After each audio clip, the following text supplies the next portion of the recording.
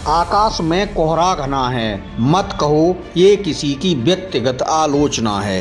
ये पंक्तियां लिखते समय मशहूर कवि दुष्यंत कुमार के विचार चाहे जैसे भी रहे हों, मगर आकाश में घने कोहरे की आलोचना अब जरूरी हो गई है।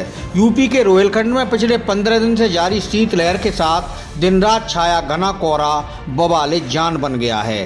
कोहरे और शीतलहर से जिंदगी इतनी बेपटरी हो गई है कि बरेली एयरपोर्ट पर हवाई उड़ानें बाधित हैं।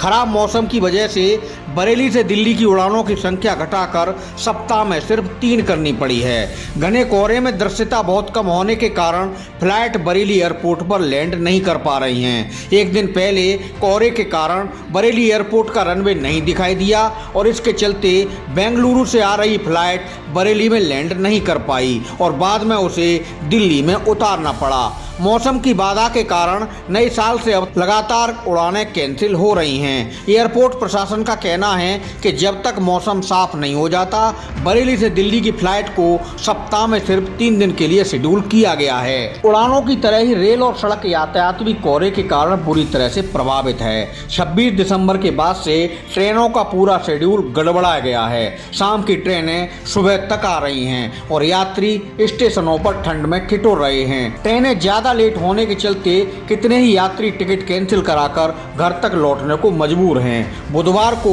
बरेली से गुजरने वाली लंबी दूरी की हाई स्पीड ट्रेनें गरीब रथ एक्सप्रेस, हमसफर, काठगोदाम, त्रिवेणी, जननायक, पाटिलपुत्र, गंगा सतलुज, हिमगिरी, सियालदाह, अवध आसाम, अकाल तख्त 1 से 6 घंटे तक लेट रवाना होती देखी गईं। इस बीच मौसम विभाग ने उत्तर प्रदेश के अंदर अगले कुछ दिन शीतलहर और कोहरे से निजात नहीं मिलने की संभावना जताई है। बुधवार को भी बरेली और आसपास के जिलों में घना कोहरा छाया रहा। बरेली का न्यूनतम तापमान 6.7 डिग्री सेल्सियस और अधिकतम तापमान 10.6 डिग्री दर्ज किया गया।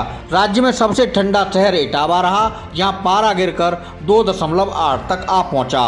वेदर फोरकास्ट के हिसाब से देखें तो अगले कुछ दिन कोहरे और ठिठुरन से बिल्कुल भी राहत मिलने के आसार नहीं हैं। भीषण सर्दी और शीतलहर के कारण बरेली और आसपास के जिलों में बाजार कारोबार भी बेपटरी हो चले हैं। सर्दी की वजह से ग्राहक बाजारों में न के बराबर पहुंच रहे हैं और दुकानदार खाली हाथ पर हाथ रखे बैठे हैं।